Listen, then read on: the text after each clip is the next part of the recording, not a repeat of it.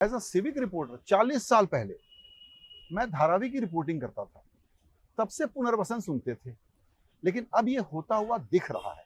हमको लगता है कि जो अब नई दुनिया बनने वाली है, मैं ग्लोबल बात कर रहा हूँ, उसमें मुंबई उस जगह के लिए टेक ऑफ के लिए रेडी है। और उसमें मैं धारावी के बारे में आपसे सुनना चाहूँगा, क्योंकि ये बहुत ही कॉम्प्लेक्स प्रोजेक्ट है और इसमें लोगों को भरोसा दिलाना ज़रूरी है। आपने बहुत सही बात कही। धारावी की बात जैसा आपने कहा 40 सालों से चल रही है, लेकिन हो नहीं पाता था। जिस समय मैं मुख्यमंत्री था, हमने पहले इसका पूरा अभ्यास किया कि इसमें प्रॉब्लम्स क्या क्या है, और मूल रूप से इसमें दो प्रॉब्लम हमारे को विशेष रूप से नजर आए। एक, लोगों का पुनर्वसन वही करना है, पुनर्वास वही करना है, लोगों को वहीं पर घर देना है। लोगों को अगर वहीं पर घर देना है तो कोई ना कोई लैंड हमको चाहिए कि जिसपे हम पहले कंस्ट्रक्ट कर पाए और लोगों को वहाँ शिफ्ट कर पाए और यहाँ पर वापस हम लोग बना पाए। अब वो लैंड भी धारावी में ही हमको चाहिए, ये तो लोगों का विश्वास हम नहीं जीत सकते।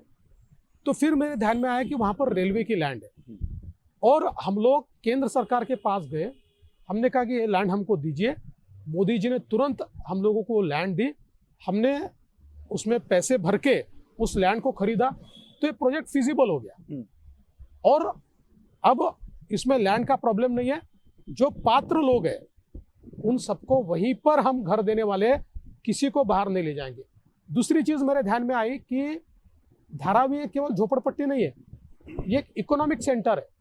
जो चीजें धारावी, आप तो इतने बार गए, जो चीजें धारावी में बनती है वो और कहीं बनती नहीं है। दुनिया का कोई भी ब्रांड जैसे कि वैसे धारावी में आपको मिल जाएगा। इतना वहां पर लोगों में काम करने की ललक है, लोग काम करते हैं। तो मेरे ध्यान में आया कि आप जैसे ही इनको फॉर्मल इकोनॉमी में लाओगे तो इनको टैक्स भरना पड़ेगा। ये नहीं आना चाहते फॉर्मल इकोनॉमी, तो हमने उनका भी पुनर्वास वही पूरे तरीके से प्लान किया। उनको सारी कॉमन फैसिलिटीज तैयार करके दी ताकि वो और अच्छे तरीके से प्रोडक्शन कर पाए। और हमने कहा कि 5 सालों तक फॉर्मल इकोनॉमी में आने के बाद इनको जीएसटी वगैरह कोई टैक्स नहीं लगेगा। हमने उनको टैक्स से एग्जम्पशन दे दिया। फिर इसमें तीसरी बात ये थी, ये सब तो कर लिया, लेकिन धारावी में करीब 1 लाख लोग ऐसे हैं कि जो पात्र ही नहीं है। क्योंकि पहले 2001 तक के लोग पात्र थे। मैंने कानून तैयार किया, 2011 तक के लोगों को पात्र किया, लेकिन 11 के बाद वालों का क्या है? वो भी तो उनको हटाए सिवा या उनको घर दिए सिवा आप वहाँ पुनर्वास तो नहीं कर सकते। फिर हम लोगों ने उसमें भी एक मार्ग निकाला। हमने कहा मानवता का दृष्टिकोण होना चाहिए। इन लोगों को हम लोग अकोमोडेट करेंगे, इनके लिए भी हम घर बनाएंगे। इनके लिए घर बनाते समय शायद थोड़ा बाहर जाना पड़ेगा, ये पात्र नहीं है, वैसे तो इनको घर ही नहीं मिल सकता। तो 5-7 किलोमीटर में कहीं पर हम लोग प्लॉट्स देखकर इनके लिए भी घर बनाएंगे और हम इनको रेंटल हाउसिंग देंगे, लेकिन 10 साल बाद वो घर उनका होगा। तो जो सुप्रीम कोर्ट, हाई कोर्ट ने निर्णय दिया था, उस निर्णय का पालन करते हुए उसमें से हमने मार्ग निकाला। तो आज ऐसा है कि धारावी में जो पात्र है 2011 तक का, उसको वही घर मिल रहा है, अच्छा घर मिल रहा है, बेटर घर मिल रहा है।